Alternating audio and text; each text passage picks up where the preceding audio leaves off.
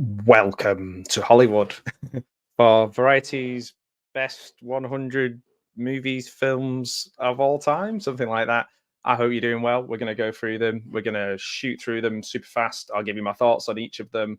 And yeah, exciting. It's cool, actually. Some of them, yeah. So, now what I'm going to do, I'm going to show you a picture from each of them, see if you recognize any of them. So, I'll see you in a moment. Well, 5 moments, if moments are minutes. Yeah, that was clever.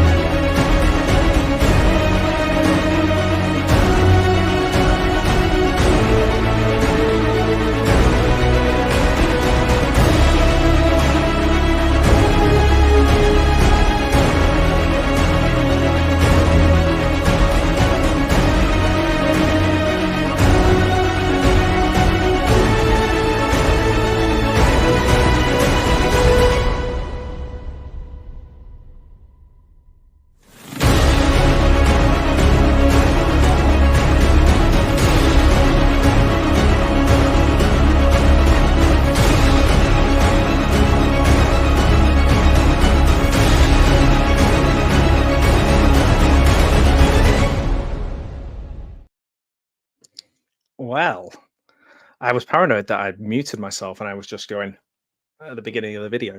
But yeah, so that is a little preview of every single one of them, some high res picks from each of them. So I'm going to go through them one at a time and just give you my thoughts on each of them. Some of them I haven't seen, a lot of them I have. And if you're watching in the past, can you be watching in the past? If you're watching in the future, or if you're watching, maybe you are watching in the past, how did you do that?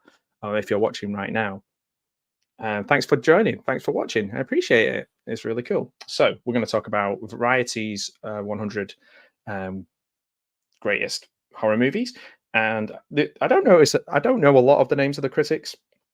I'm a bit out of the loop with critics because I don't read as many reviews as I used to do. But I notice Amy Nicholson, who does the really cool podcast with Paul Scheer, the one about like the greatest films made, like the opposite of how did this get made. So and she's always really cool. But the other names I'm not that familiar with. But anyway, let's start bashing through. Hopefully, more people join us as we get going. It is a bit of a funny time, kind of between two stools from people in the US and the UK. But I just wanted to do this. I've got work later on, and I thought this would be a fun thing to do. So number 100 is Repulsion, the Polanski film, which actually I think is a very telling Polanski film. I think it tells you how he sees men, and it's probably, I think, his. This might be a bit controversial, but I think this is his best film. I really do like this film, Repulsion from 1965. Catherine Deneuve is amazing in it, and I think one of the things that stands out about it is that the that she is not obviously she's having mental issues in the film, but she is not by any means a victim in the way that she behaves. Like, it's not hard to watch in that sense. It's quite rewarding in some ways. Okay, number 99 is one of my favorite films of all time, Suspiria from 1977. I'd be very surprised if most people wouldn't have that higher on the list, but we'll see what it's up against later on. I won't go into too much about Suspiria. I just think it's a beautiful film, genuinely scary. It genuinely stays with you. Music's amazing. The visuals are amazing. The story's wonderful. And yeah, it's just for me a perfect horror film. Number 98 is The Devil's Backbone. Now, Guillermo del Toro is somebody I am not. For whatever reason, I bought his films and never watched any of them.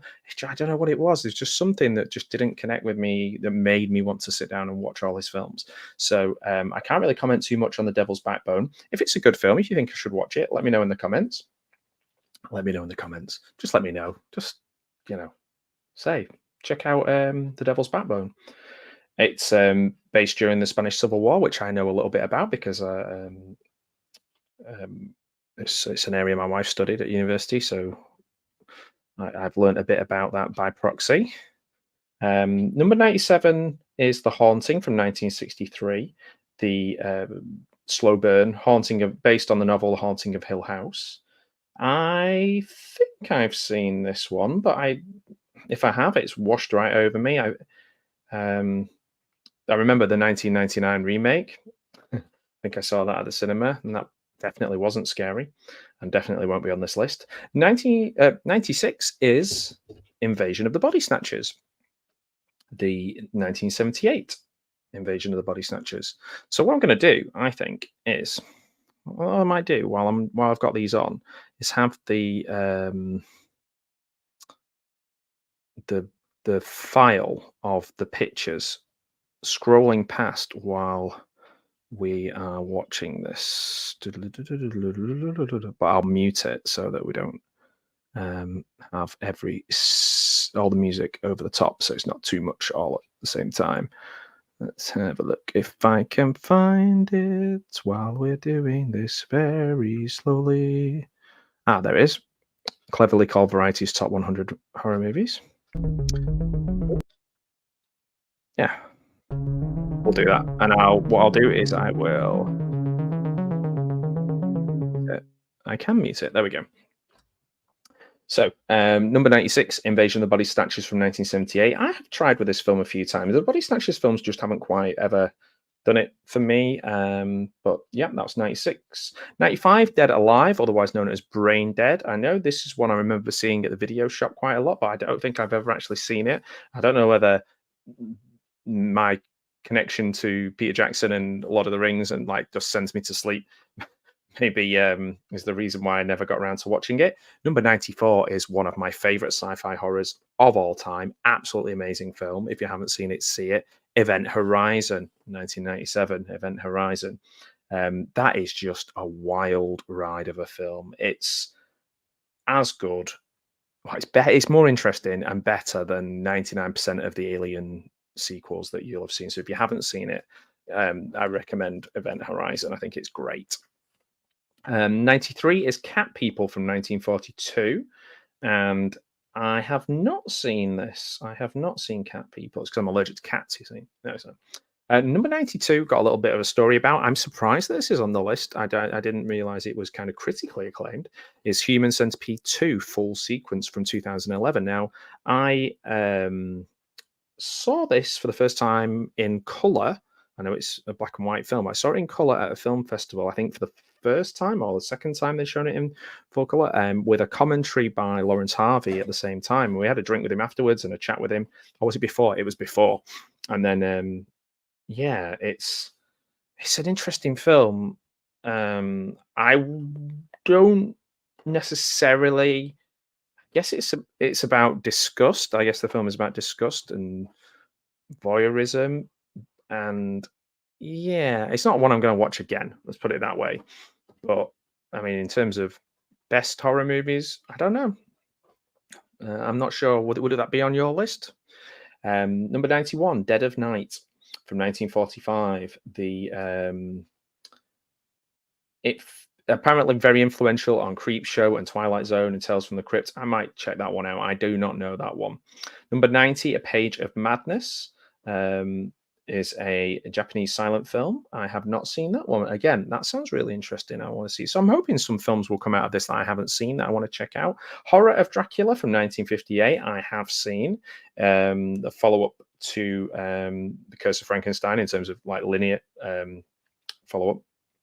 And it's Terence Fisher, it's Jimmy Sangster, it's Peter Cushing, it's Christopher Lee. It's amazing. So yeah, Horror of Dracula. I am just seemingly doing a Hammer film a night at the moment, and if you look on my Letterboxd, I'm watching a lot of Hammer at the moment. Number 88, Blood Feast from 1963, Herschel Gordon Lewis. I have seen Blood Feast. I guess it is. I just think it's like the. I guess in a lot of ways, you look at it, people are excited about Terrifier and stuff like that. You can kind of trace that back to Herschel Gordon Lewis in a way, can't you? So that's pretty cool to be on there.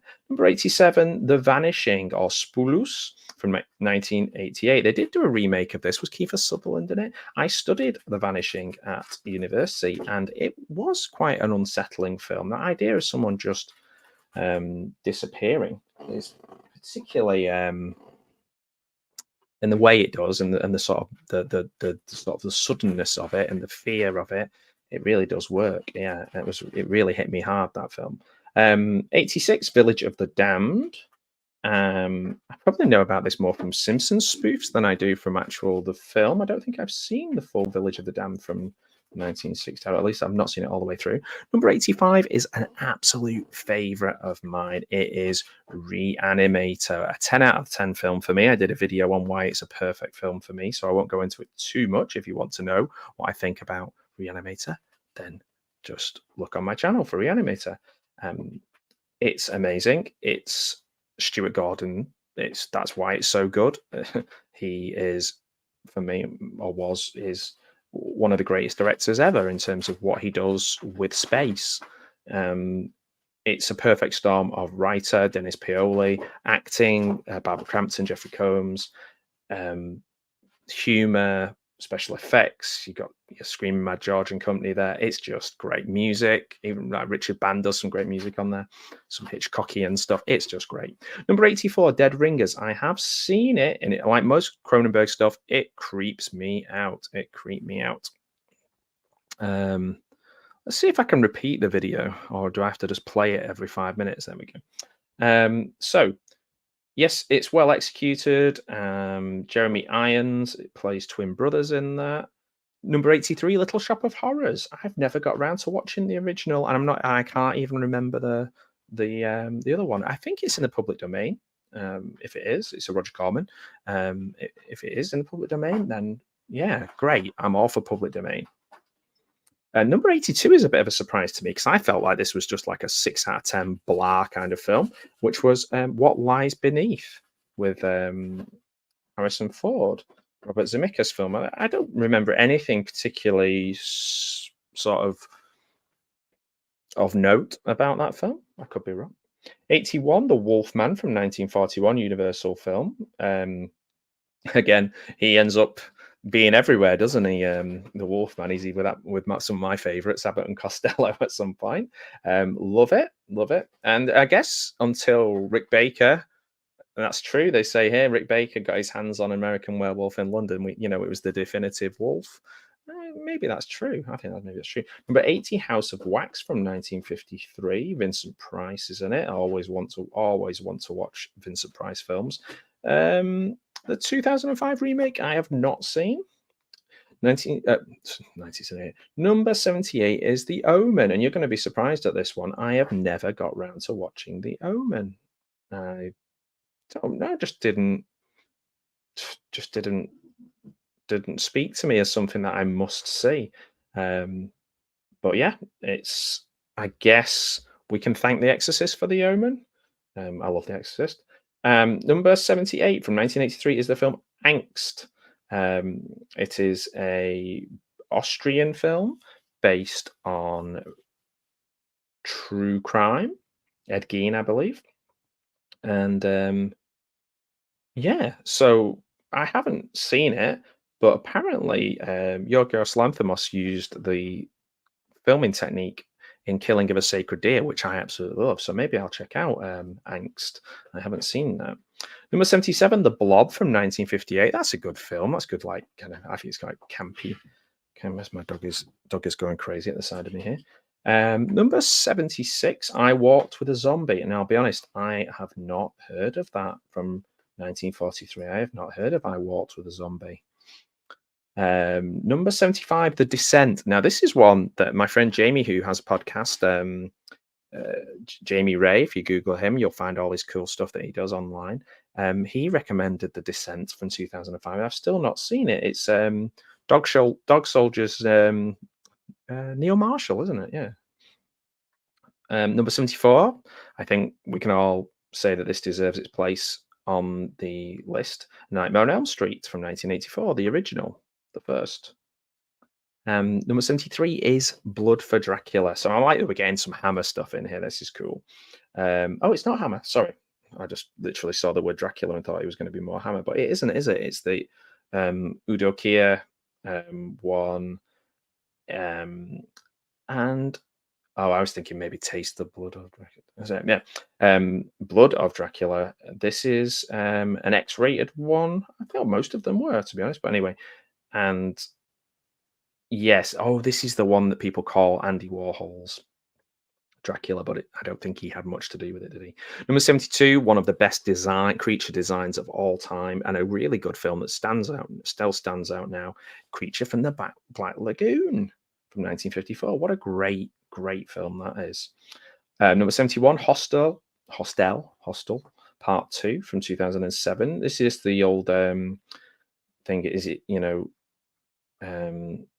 torture P Eli Roth kind of stuff. I never had much interest in these or the Saw films, to be honest. But I did rewatch some of the Saw films. I thought the first one was really good recently. Number 70, The Wailing. I think I started this one. It's Bong Joon-ho, who did Parasite, which is a great film. It was a really good film. Maybe not as good as what people said it was at the time, but Might not stand the test of time, but it is a good film. Um, and this one is about a plague of unexpected deaths, basically.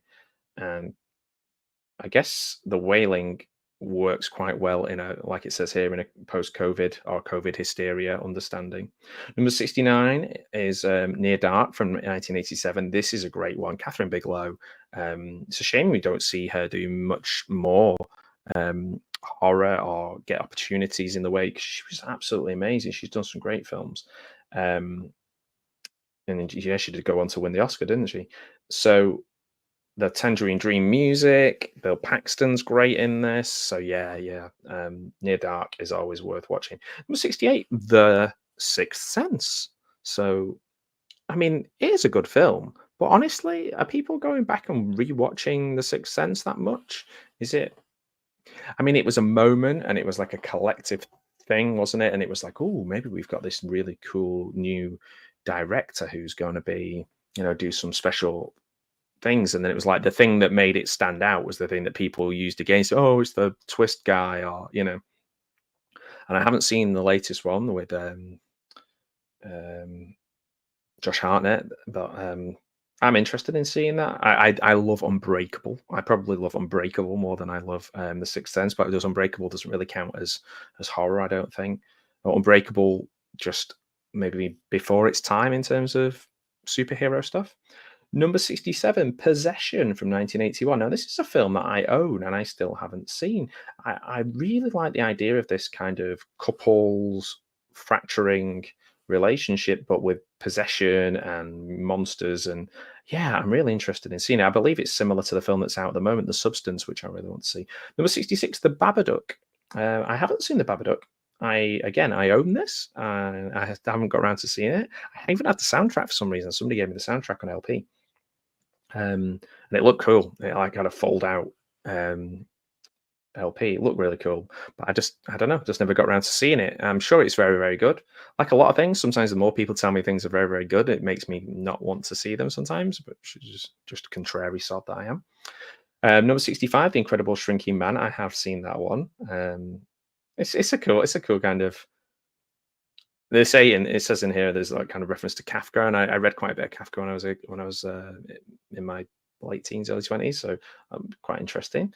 Number 64, Planet Terror. Now, I don't really think Planet Terror deserves to be on the list as one of the best. I think the Grindhouse thing is a nice idea and like an homage and a love letter to sort of, drive-in culture and B movies and exploitation films.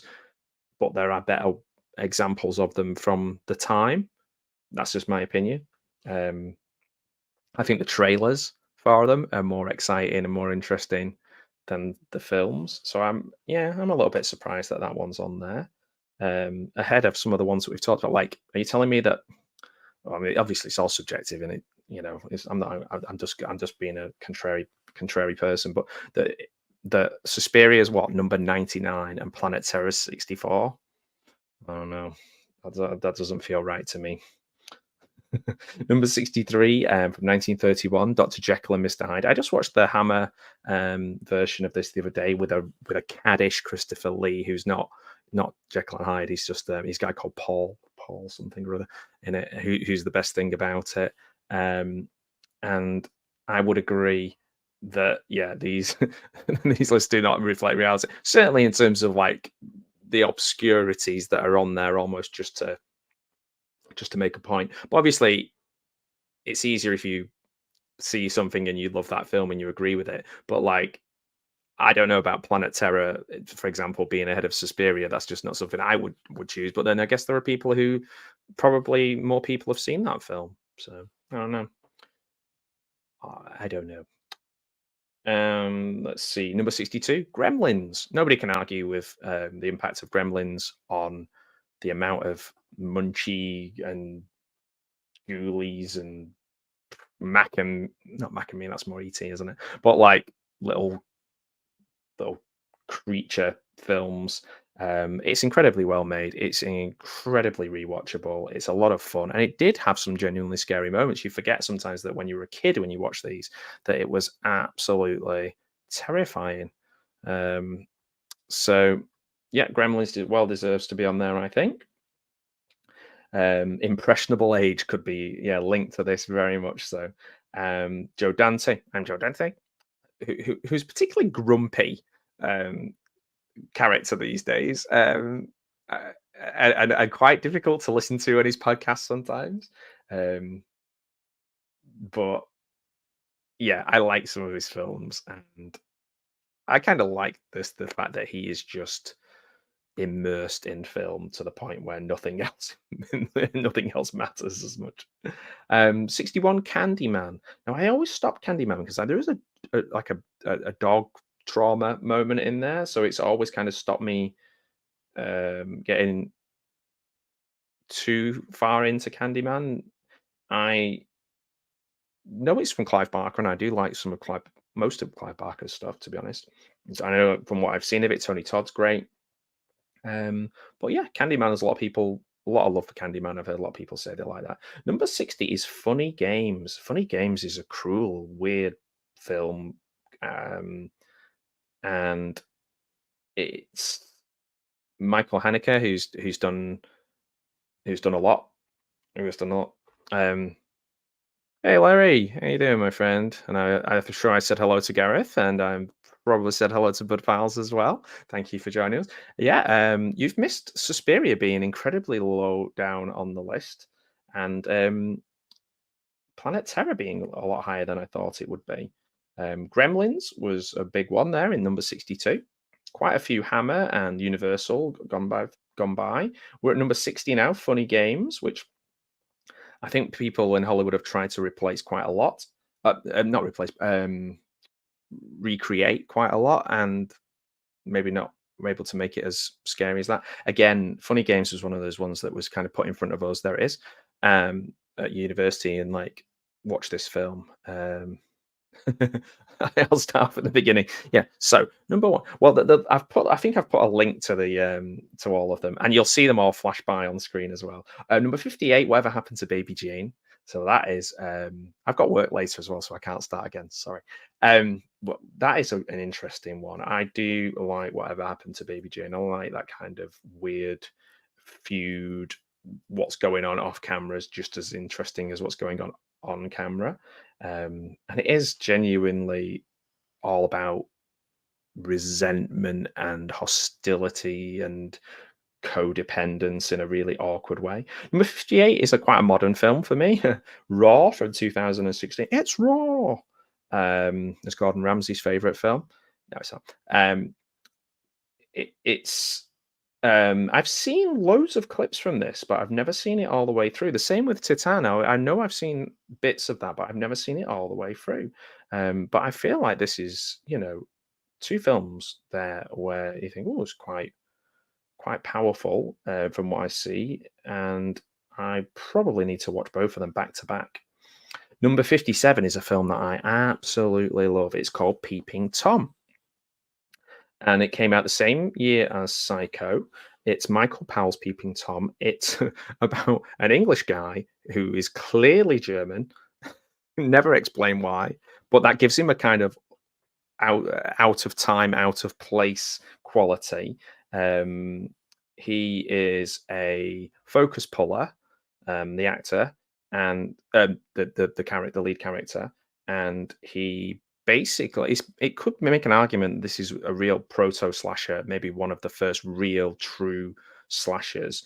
And the POV is amazing. The kills are amazing. His acting, I think, is great. The behind the scenes stuff of the film, the psychology, everything about Peeping Tom is great from 1960. If you haven't got Peeping Tom in your collection, get it. It is amazing. Number 57 is Brundlefly. It is The Fly from 1986. I can't. The second one's too sad because of the squishy dog, but the first and the special effects are great. Too squishy, but The Fly. It's a great film. It's Cronenberg for me. It's like Cronenberg goes to Hollywood. And does a good job and makes lots of money. Number 55 is The Cabinet of Dr. Caligari, another one we had to study, and that sometimes puts me off. It's a good one to have. Conrad V is great. But yeah, it's not for everyone. It's number 54 is one that I would recommend. Let the Right One In, the original Let the Right One In. It's so creepy and slow, and there's lots of silence in it. It's quite opposite of what you see in a lot of um, Hollywood horror. With 53, Eraserhead, David Lynch's Eraserhead. Again, I've seen this. I've been around people who have posters of this film, and I've never got around to seeing it. I quite like David Lynch. I like Blue Velvet. I like Mulholland Drive when I saw that. I used to watch Twin Peaks. I haven't watched any of the new ones, but people tell me they're great. But yeah, Eraserhead I never got around to. But number 52 is a favourite of mine. Blood and Black Lace, Mario Bava's. Just imagine The Devil Wears Prada, but with lots of cool kills and none of the people from Devil Wears Prada in it. Yeah, that's not going to sell it to you, is it? But yeah, Blood and Black Lace is great. It is very, very cool. Number 51, Irreversible from 2002. Gaspar Noé, is that how I say it? Noé? No. His stuff is kind of really sort of horny stuff from what I've seen. I haven't seen it, Irreversible, but I know Monica Bellucci's in it, so I might watch it. Number 50, Onibaba from 1964.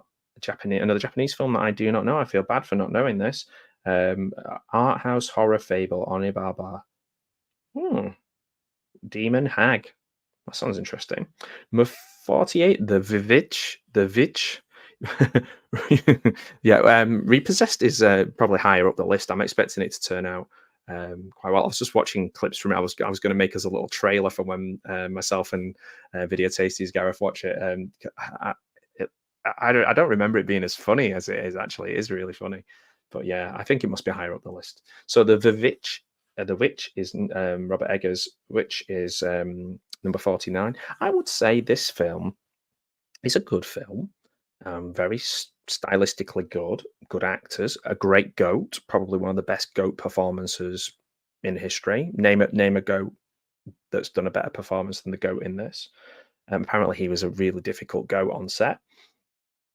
But I don't know. I think this might be a little bit too high. I'm really interested to see Robert Eggers' Nosferatu as well. Number 48, The Birds. That's a great film. Not as good as Birdemic, I would say, but it's all right. It's a little-known director called Alfred Hitchcock. Number 47, Godzilla from 1954. And I know that I think when I spoke to Luigi Cozzi, he helped do some of the editing or redubbing for the Italian market for this. That was the last person I had a really good talk to about Godzilla from 1954. I mean, it's the granddaddy of them all, isn't it, when it comes to that kind of thing? Let's see. Hey, Double A, how's it going? Good to see you. 46, The Thing. Now, this is a lot of people's favorite John Carpenter and some people's favorite film of all time. The Thing's a great film. It's almost like let's try and get kids into this film. Say like it's like Among Us, it's like Among Us, the game Among Us, which I know nothing about, but I've seen clips of it and kids have told me about it, and I'm like, okay, sounds like The Thing. It looks great. It is great performances throughout. Good story. It's not easy to do. I know it nearly ended John Carpenter. He was so disappointed with how people receive this, but over time it's ended up being beloved by anyone. Yeah, The Fly was we've just covered it. It was maybe like we're on number 46, so The Fly was just was maybe about like 10, so yeah, maybe like in the 50s maybe. So yeah, The Thing, Rob Bottin, Rob Bottin. He was just a young guy when he did the effects for this, and I've seen some of them up close, and I know some people who went and brought a lot of the stuff that was left there and brought it back, and I saw it all together, and it's amazing. I mean, not just the props and stuff, but the actual effects that Rob Bottin did. Bhutan. It feels like it should be a Bhutan. So yeah, it's a great film. Number 45, The Invisible Man from 1932. So cleverly done. You know, it's it's really worth watching. A lot of these Universal ones are great. What I love about Universal horror films is when they just appear. The film starts. There's like maybe one screen, and then it just ends. Like if you think about it now, how long a film takes to get to the end. And the laugh in this is something I knew already, but they mention it in Variety. It's Mark Hamill inspired Mark Hamill's portrayal of the Joker in Batman animated series. Number 44 is I'm going to get angry about this if a certain film is higher. So Manhunter is number 44 from 1986. If Silence of the Lambs is higher than Manhunter, I am rage quitting because Manhunter is the superior film in every way, shape, form. It's not Oscar bait, it's not big performances, but it's a great, great film. If you've not seen Manhunter and you have seen Silence of the Lambs, then I would recommend wiping your brain Men in Black style and watching Manhunter instead. Let's see. Yeah, I've watched a few. I've not done like one every day or anything. I've watched a few Hammer so far, double A, but I'm right there with you. Carry On Screaming. Yeah, man. Carry On Screaming. Carry On Screaming. First scary movie still like in the era of funny spoof films before we went into like date movie, this movie, that movie, and they just stopped being funny. They're just being like, hey, I'm dressed as this person. But yeah, those are both funny. They're both stunning. It's weird, Carry On Screaming, because it's no Sid James and it's like Harry H. Corbett in it, which is like a kind of you're a bit like, oh, what's this? But it's good. Professor Macabre, greetings and salutations to you. Hope you're enjoying your beverages, whatever you're drinking this morning, evening, or night. Whether you're having a Coke Oreo mashup or whether you're having something a little bit stronger, I hope you're doing good, my friend. So yeah, Manhunter 44, amazing. Number 43, Vampire from 1932. It is a good film. It's 73 minutes, it says here for some reason. I don't know why it's the first one. I have seen this. I don't remember much about it. I think it was quite visually striking, like a lot of them are, like Nosferatu and films like that, obviously older. I haven't seen this for a long time, so I wouldn't like to comment on whether I like it or not because I can't remember. Number 42, 28 Days Later. Okay, if I like yeah, 28 Days Later, 2002. I remember this coming out. It's quite clinical. It is a slightly different take on zombies. It's not like one of my favorite zombies films, and it didn't stay with me like, oh, I can't wait for a sequel. I'm really interested about the new one because they're filming it on a phone with different filters, and I did actually go down to the set and film some of them filming and some of the things they were doing. I've done a video about it. It's going to be out soonish, when I finish editing it. So yeah, 28 Days Later. Big up yourself, Danny Boyle. But yeah, it's a good film. Okay, let's see where we're up to. Yeah, I think so. Half of these I think are quite popular horror movies, and then some of them are like quite obscure, maybe more than that. And then some of them I think are quite obscure, maybe for the sake of being obscure, possibly. And then some of them are like, I would say, like Peeping Tom, for example, one that people need to get on. Like it's just a great film. Yeah, I quite like Cabin Fever, actually. Quite like Cabin Fever. I've watched all the sequels as well. I had a thing where I really thought, what's he called? Giuseppe Andrews was really funny and really cool. There's a documentary about him that's quite interesting. But yeah. I know there's trouble in the chat. How dare you? The Devils is number 41. And it's Ken Russell film. The Lair of the White Worm is probably one of my favorite of his when he's kind of tailing off. The Devils, Oliver Reed is always good value, isn't he? Number 40, Bride of Frankenstein. A lot of people would have that higher, I think. James Whale, very influential. Um, yeah, Bride of Frankenstein, iconic look, but also it's a really good film. It is a good film. It stands up. Um, Kwaidan from 1964 is number 39.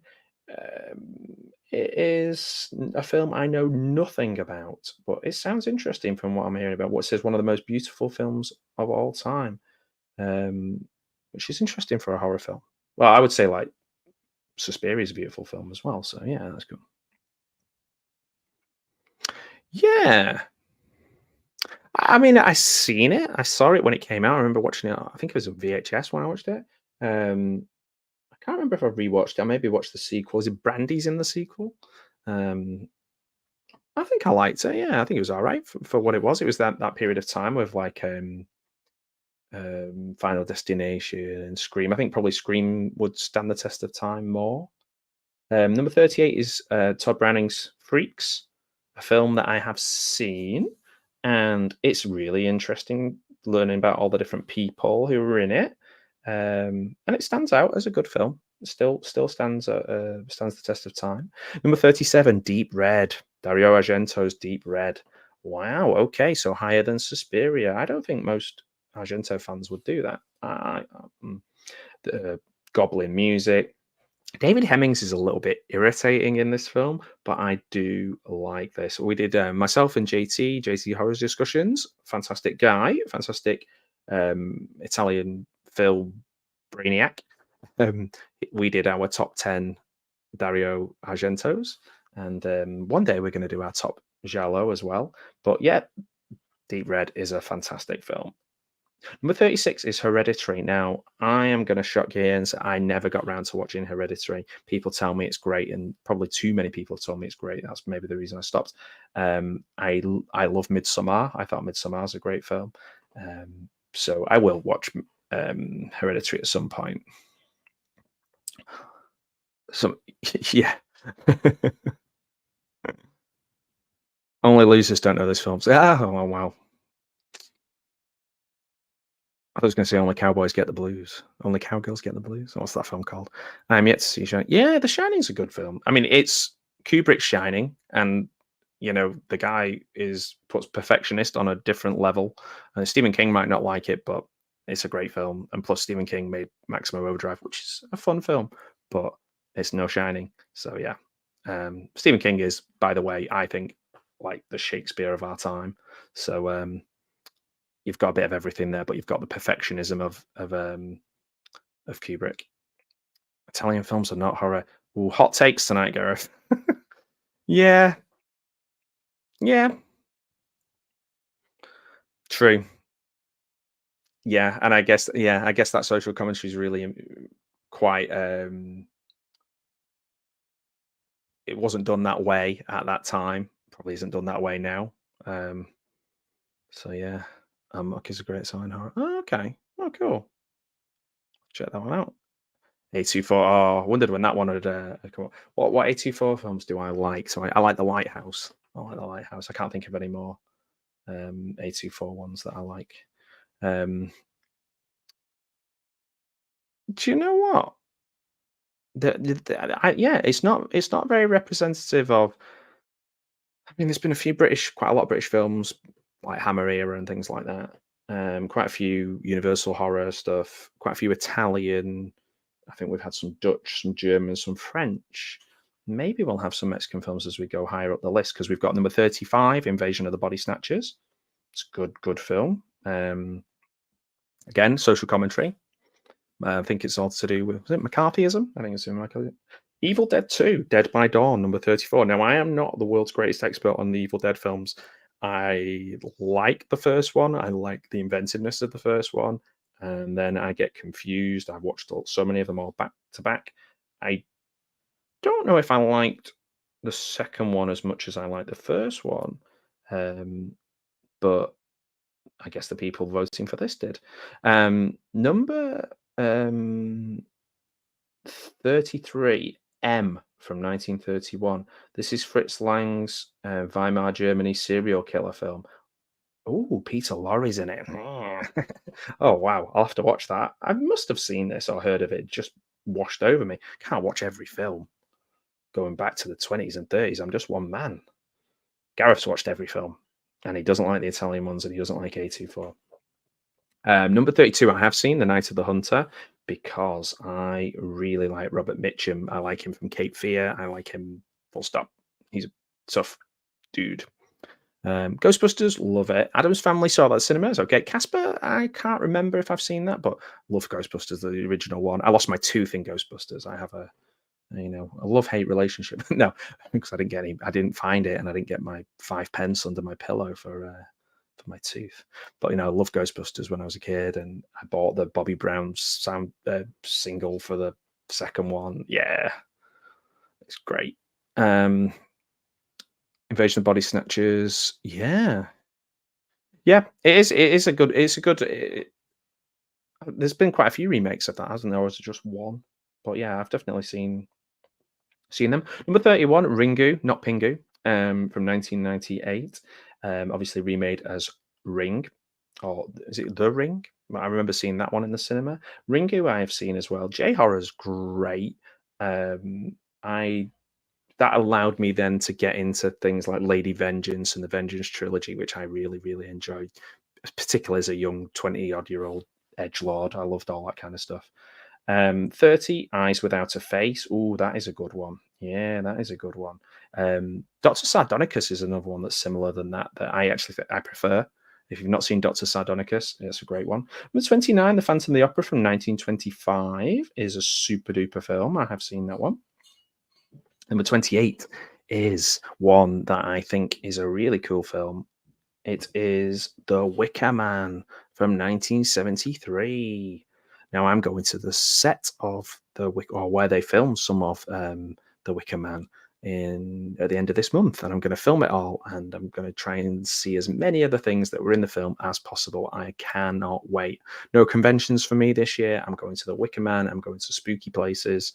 I'm having a bit of a break from conventions, and I'm going to see The Wicker Man place. So I'm going to stand there and go. So I'm growing my hair so I can be like Christopher Lee.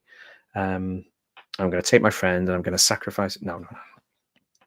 It's a slow burn. It looks great. It is great. So that's number 28. Wicker Man's quite low. 27, Dracula from 1931. The Bela Lugosi. Levanta suck your blood. Great film. That was obviously not a direct quote. Let's see what we got. Yep, we said that. Yeah, I had a look at that. I think it's a Christmas movie. I think it is a Christmas movie. I just think we sometimes just forget it is. Also, my question for the chat, I came to a realization that Batman Returns is a better film than Batman. And it's a sad realization because the 1989 Batman film was my everything when I was a kid. And I think Batman Returns is I watched it again last week, and I think it is a better film, a better made film. Not better made, just better, maybe more realized, pacier. I just think it's better. I don't know. Number 26, The Innocents from 1961. I haven't seen The Innocents. If you've seen The Innocents and you think it's good, I might watch it. I believe it influenced the others. Number 25, Scream, Kevin Williamson and Wes Craven. Again, a bit like Reanimator, just the right writer, the right director, the right cast, all at the right time. Scream does still stand the test of time. We're still trying to recapture that, but probably not going to happen. 24, the film that came up with literally the phrase found footage, because this footage was found at the beginning of the film. And yeah, I met Mr. Sanchez, Eduardo, isn't it? Eduardo Sanchez. And one of the few films I've seen where people booed at the end of it at the cinema. It has strong reactions, The Blair Witch Project. It's not necessarily a film I love, but I appreciate it, definitely. And pay those guys. Pay them. They're not getting paid for them. Anyway, number 23, Dawn of the Dead from 1978. So Night of the Living Dead's my favorite in the series. Let's just put that out there straight away. Dawn of the Dead is great. All of them are great. Well, yeah, 3 or 4, possibly 5 of them are great. But Dawn of the Dead is the next one on the list. And for some reason, it's taking me back to 100, so I'll start again. That's not true. I've got to go to work. So let's see, where are we? By the way, if anything comes out of this, go and watch Peeping Tom from 1960. What a great film. And tell me what you think. If you hate it, I'll be really interested why. Or if you love it, equally as interested. Let's see, where we're up to. Oh, I've gone too far. No, Deep Red was 37. 36 was Hereditary. Still going, still going, still going. Da-ba-da-ba-da. Thrill as a man loses his place. 27 we didn't. Oh, we're shooting through these. I've only got about another half an hour. So 25 was Scream, wasn't it? 24 was Blair Witch Project. Dawn of the Dead, 23. Obviously, it's in colour, so some people would be more switched on to it than that. Consumerism. I love any Mall films. Phantom of the Mall, Eric's Revenge, Chopping Mall. Not a big fan of Fast Times at Ridgemont High. Mall Rats. I love Mall films. So yeah, this was always going to be my thing. Peeping Tom is social. Yeah, it does. It does. Yeah, man. Yeah. Not for long. I've just got just got a few things to do this evening, for about an hour. So don't feel too sorry for me. 22, Carnival of Souls in 1962. I have seen that one, and I think it gets a little bit of hate, or I've seen people make fun of it and stuff. I may have even seen a riff track somewhere, but it actually is a good film. It doesn't quite work sometimes when you make fun out of really good films. Number 21 is Mario Bava again, but this time Black Sunday. It's a good film, Black Sunday, but it might not be my favorite. Bava. I think the one that we mentioned earlier on was best. Number 20, Get Out. That is a great film. Get Out. What's the other one called? The Others.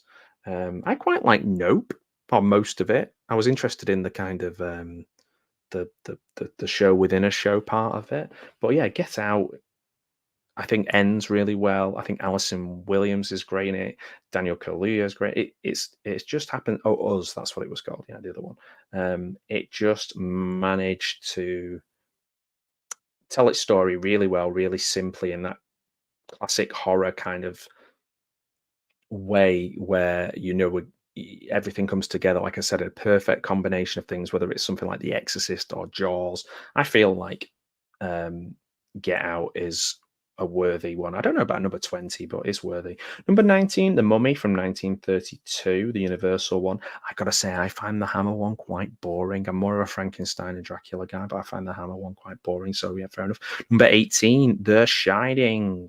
Now, I watched that again recently for the podcast that I do, and it's great. It is great. It's so well made. I know Gareth did a watch party of it recently. I watched it, or listened to it while I was doing some work. I wasn't available to listen to it live, so I listened to it on demand. And it's just so layered. There's so much in there. It's obviously great source material, that helps, but it just looks incredible too. I feel like The Howling 2 would probably be maybe top 10. Yeah, top 10. I feel like it should be there. And if it isn't, I'm trying to think of films like that I would have on there. Like Troll 2. No, Troll 2. Troll 2 is worse than The Howling 2 is like an actual film. Let's see. Number 17, Debruge from 1954. And I don't know much about this. I don't know much about it. I can't remember it.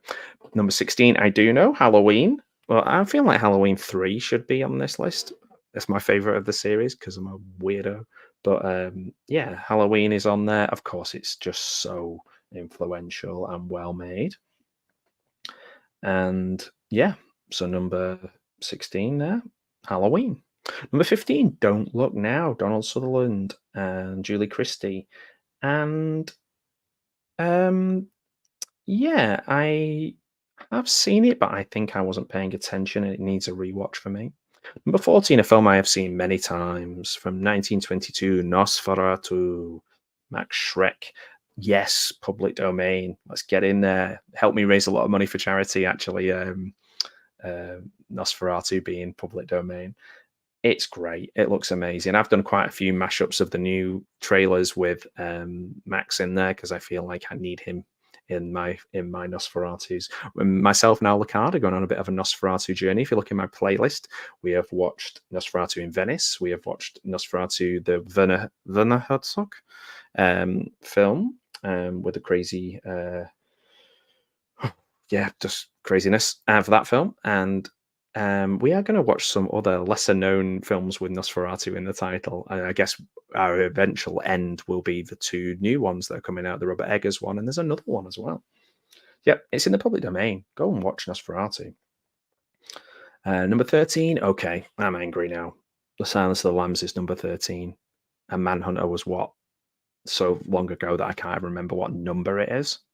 Oh, that gets me. That boils my pee. Ooh, that's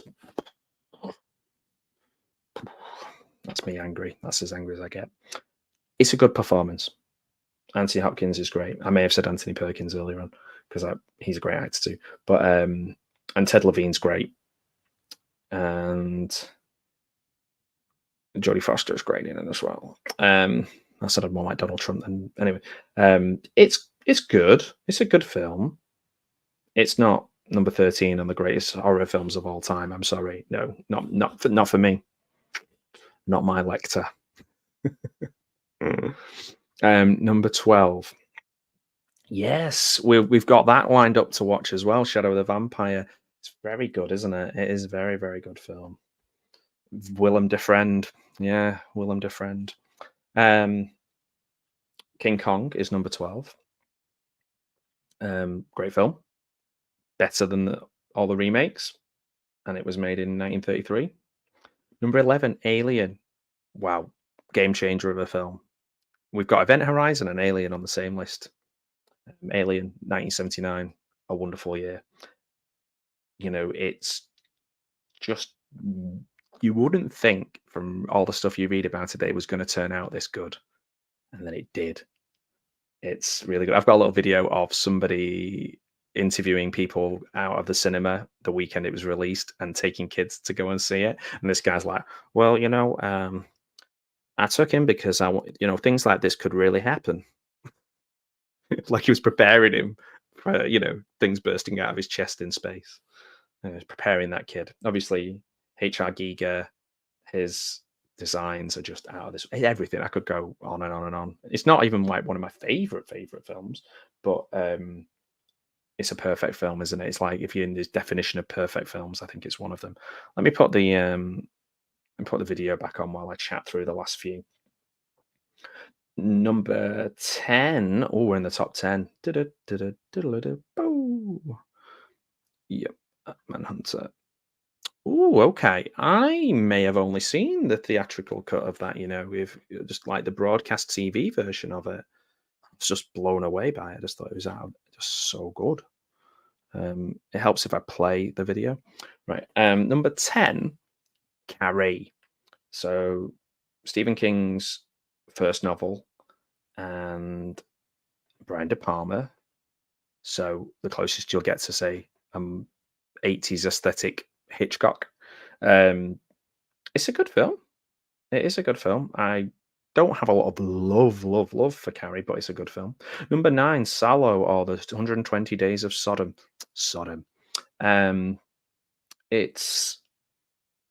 Pasolini scares a lot of people.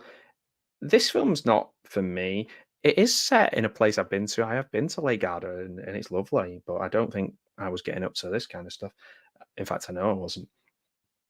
It's kind of one of these allegories, where there's horrendous stuff that you film in European films, and it all means something politically. But taken at face value, sometimes you're a bit like, oof. It's obviously, the Marquis de Sade, bit of a wrong un. So take that however you want to take it. Number 8, Frankenstein from 1931. not the Herman Munster.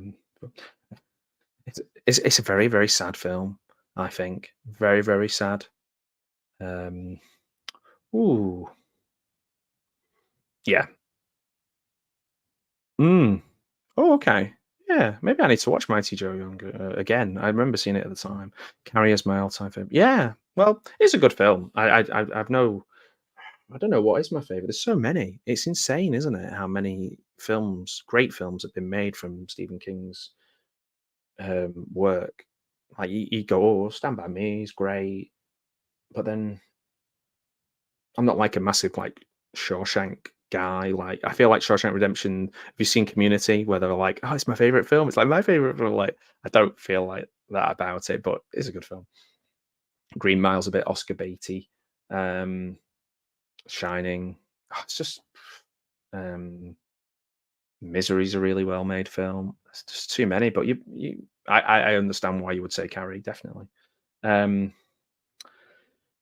Seven Audition. Oh, this is yeah. Audition is one that you know Takashi Miike, I admire as a filmmaker with sadistic tendencies. Have you? Yeah, what's the?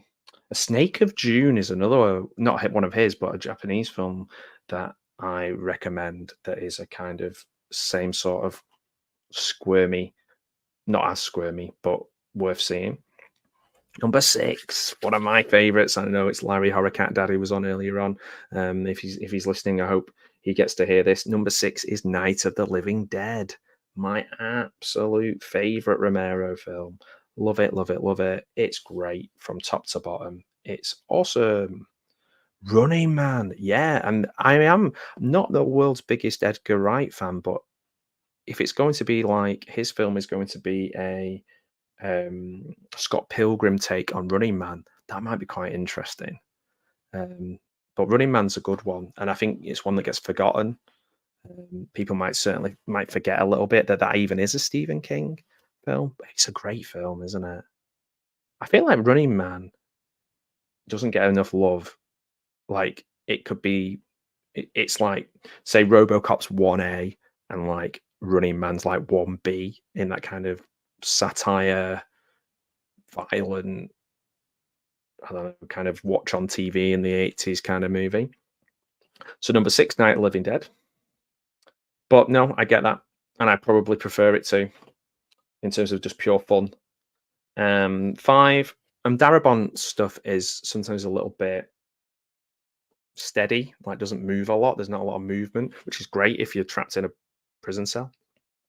Number five, Rosemary's Baby. Now, I would say this is not my favorite Roman Polanski film. I don't not a fan of Roman Polanski as a person, but I think the one that gives away what sort of person he is and what tells you everything you need to know about him is Repulsion, which was, I think, number 100 on this list. Literally 95 places between his two films. That's maths, that's my maths. So yeah, Mia Farrow for me. Um, I don't know. She's very in touch with her emotions. Let's put it that way. Uh, Watching her in doesn't put me off films, but Rosemary's Baby, I've only seen it once. I wouldn't like to make a definitive comment on if you're going to push me to it under oath or whatever. It might not be a film that I revisit, not because of anything that I disliked, just it didn't hit me in the same way as, say, Repulsion or The Exorcist or whatever, you know. So let's see. I may have given a spoiler there. I wonder if it's got to be higher, hasn't it? So number four is that's right, Salsa Shark. It is Jaws. We're going to need a bigger boat. We're going to need a bigger boat in space, and where we're going, there are no roads. That's what I remember the quote anyway. 1975's Jaws, brilliant film. Saw it on the big screen again last year or maybe the year before. Massive fan of Robert Shaw. I've said this a million times. My local pub where I used to live was called the Robert Shaw. He was from that area. I want to see the play where his son plays him. But it's great. And the making of and the sequels and Jaws 2 is not that bad. I think when we get to the point where the shark has a vendetta and follows them to the Bahamas, is it? And we have strange accents, and the mum suddenly becomes like some sort of super shark. Anyway, I don't want to ruin Jaws: The Revenge for you. And number 3 is Psycho. Now, Gareth recently beat me to this, but I was going to do a watch party of Psycho 2 because I feel that's the definitive Norman Bates performance. I think what you forget when you watch Psycho is there's a massive chunk of this that is build up, and that works perfectly. It is a great film. Psycho is a fantastic film. But if you're wanting to kind of see Anthony Hopkins, I said Anthony Perkins for Anthony Perkins excel, then it's the second one. The third one's not bad either. Fourth one I can't remember too much about, but the first one is I mean, game changing, isn't it? It perfected what I was talking about with Peeping Tom. I think it's like the popularized. Boom, this is the thing that we're all going to follow. You know, it's like we're going to make a film about dinosaurs, Jurassic Park, right? Boom, everyone's like, we've got it. Sharks, Jaws, to just kind of capture that moment in time. Yeah, I mean, it's true that you've got all the, the event that's on, and they don't want to cancel it, and it feels quite hot and sweaty and swimming trunks and bikinis and all that kind of stuff. Yeah, Bates Boogaloo. That's how I remember it. Yeah. He's great in that, and when the voices are in his head and stuff, that's an Anthony Perkins masterclass. He is someone I'd love to do just a whole video on because his life is fascinating, and his journey as an actor and his quality of acting. Guy was something special. Really, really, can he be underrated and be in one of the greatest films of all time? Probably. Number 2 is The Exorcist. Now, I recommend with The Exorcist, watch it a few times with different perspectives. So watch it from Chris's point of view, watch it from Father Karras's point of view, and you get completely different takes on it. You know, in a lot of ways, people who hate it, they hate it without understanding or watching it. I think it's like particularly religious people. There is definitely a case here that this is a very, very religious, pro-religion film. that is there in there, but it, obviously our friend Jason Patrick's dad is incredible in this, and they're all great. Everything's great. It is freaking doing what I said before about Kubrick, which is like such a level of perfectionism and being a perfectionist that they're willing to injure all their cast, take ridiculous amounts of time over very small things, and then we go, it's one of the greatest films of all time, and it doesn't justify the things that they did. Same with The Shining, but it's kind of impossible to replicate because of the clear I guess the clear kind of vision that they follow and the amount of time and thought that goes into this. It's one of those, it's a 9, a 10 out of 10 film, isn't it? The Exorcist for most people. And number 1 is, well, I wonder, can we all guess what it is? It is the Texas Chainsaw Massacre. Oh, okay. So yeah, hugely influential film. Toby Hooper, who I always thought was called Tobe because I'd only ever seen his name written down when I was a kid. Maybe his friends just call him Tobe. You're sup, Tobe? I've just found some outtakes or clips from the All American Massacre, which Toby Hooper's son put together. It's got Chop Top in there. Now, okay, so for me, Texas Chainsaw Massacre 2 would be in this list. I love Texas Chainsaw Massacre 2. I love it more than this film. Okay, bad Matthew. But this is a great film.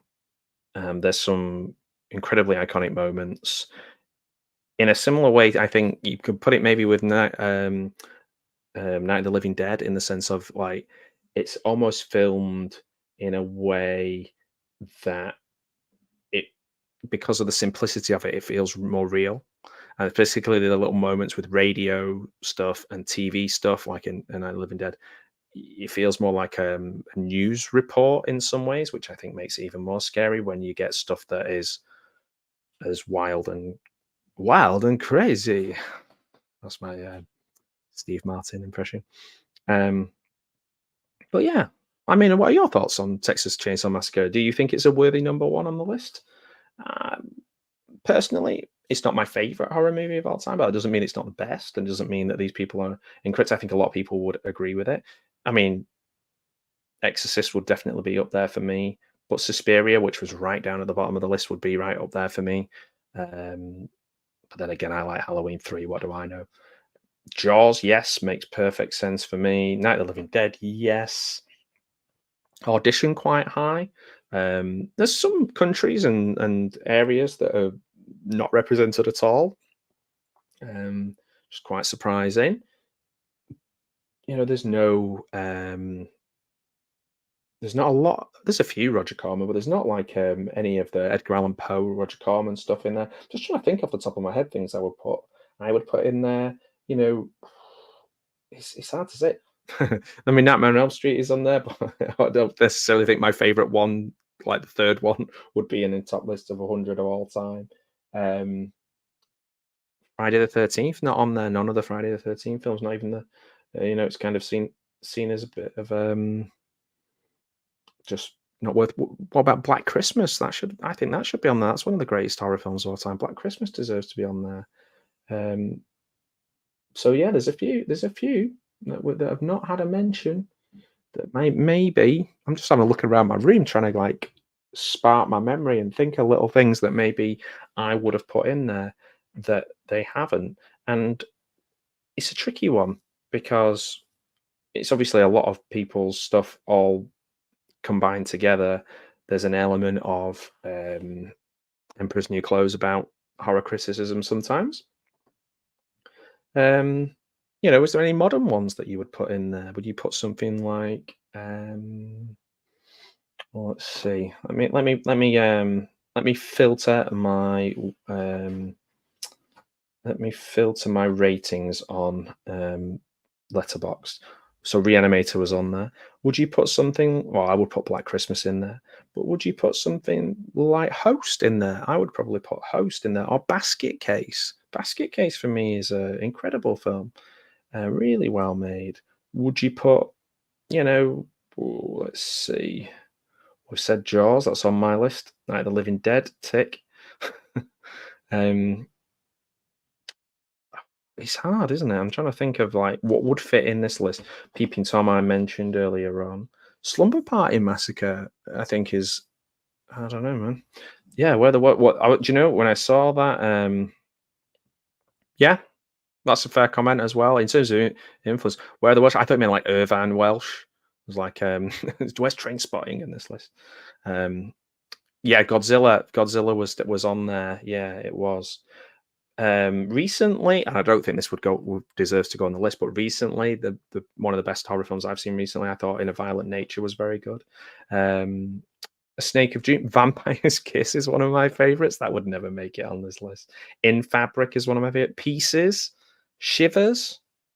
I think Frankenstein was on there. Hatchet for the Honeymoon, probably my favorite Bava. That's not on there. Oh, that's my timer telling me to go to work. So I'm trying to throw a few. I mean, I love Terrorvision, but that's not going to get on there, is it? Sadly, we mentioned a little bit earlier on Killing of a Sacred Deer, modern films. The Bird with the Crystal Plumage, Pearl. I know some people. It's a bit of Mr. Sardonicus, Midsommar. I'm throwing out Phantasm's not on there. Well, that's ridiculous. That is ridiculous. Corruption's one of my favorite. Christmas Evil. But I think Black Christmas is a massive. Demons, Witchfinder General. As I'm going through, I'm thinking, wow, I don't have quite a lot of my favorite horrors are not on there. What else have we got? See if I can leave you on something like, wow, I can't believe they didn't put that on. But I think that might be that might be it. I might have already thrown my big hitters. Um,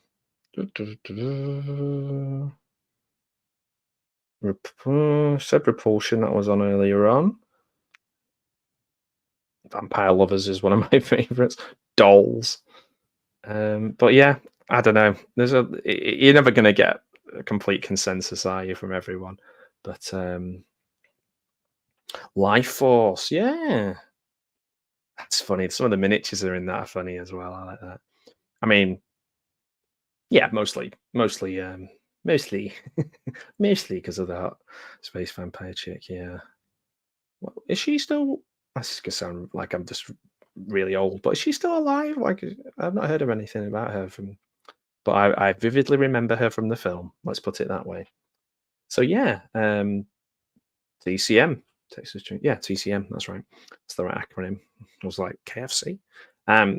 It's a different kind of KFC, I guess.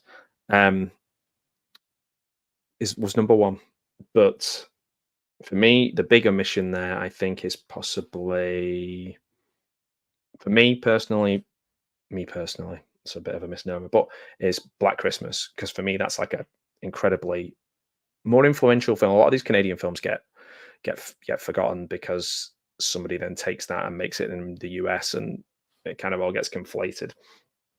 Suspiria should have been higher up for me. There's no Frank Henenlotter on the list. That upsets me deeply. Theatre of Blood is one of my favorites. It's a silly one, but it's so much fun. So yeah, there's a few there that I would have swapped in and out. But then there's a lot of those sort of short Japanese films that I hadn't heard of. Maybe a few French ones on there that I hadn't heard of. So I need to check those out, or I might check them out. But have a look through. Let me know what you've enjoyed, what you would put on there instead. Feel free, and I'll see you in the next video. I need to go to work, otherwise I'm going to get in big trouble, and then it'll be a real horror for me. So yeah, let's see. Oh wow, you've seen all of them. That's so cool. That is so cool. Oh man, you have to tell me which of those obscure ones, Professor Macabre, which of those, like, sort of the silent Japanese ones and things like that, which ones should I seek out? Like, which ones are really, really good? I'm sometimes conscious that some of these are put on just to be like, here's a film that you might not have seen, but I have.